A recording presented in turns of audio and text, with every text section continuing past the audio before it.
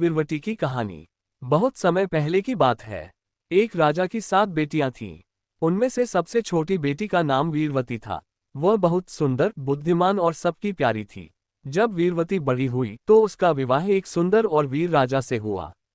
शादी के बाद वह अपने मायके अपने भाइयों के पास रहने चली गई। कुछ दिनों बाद करवा चौथ का पर्व आया, वह दिन जब सुहागन स्त्रियां अपने पति की दीर्घायु के लिए निर्जला व्रत रखती हैं। वीरवती ने भी व्रत रखा। उसने सुबह से कुछ नहीं खाया, न पानी पिया। पूरा दिन बीत गया, वह भूख प्यास से बहुत कमजोर हो गई। रात को चांद निकलने का इंतजार करते हुए वह बार बार बेहोश होने लगी। अपने बहन को इस हालत में देखकर भाइयों से रहा नहीं गया। उन्होंने सोचा, हमारी प्यारी बहन भूख से मर जाएगी। इसलिए उन्होंने एक पीपल के पेड़ के पीछे दीपक जलाकर छल से चांद जैसा दिखाया ताकि वीरवती समझे कि चांद निकल आया है। वीरवती ने भाइयों की बात पर विश्वास किया और उस नकली चांद को देखकर जल अर्घ्य देकर व्रत तोड़ दिया।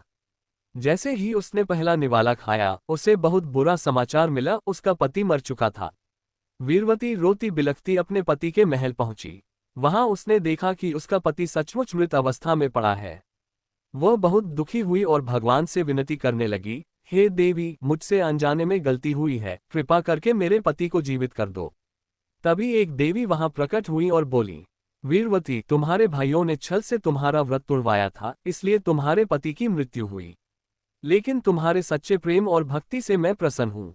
अब तुम पूरे विधि विधान से करवा चौथ का व्रत रखो, तुम्हारा पति जीवित हो जाएगा।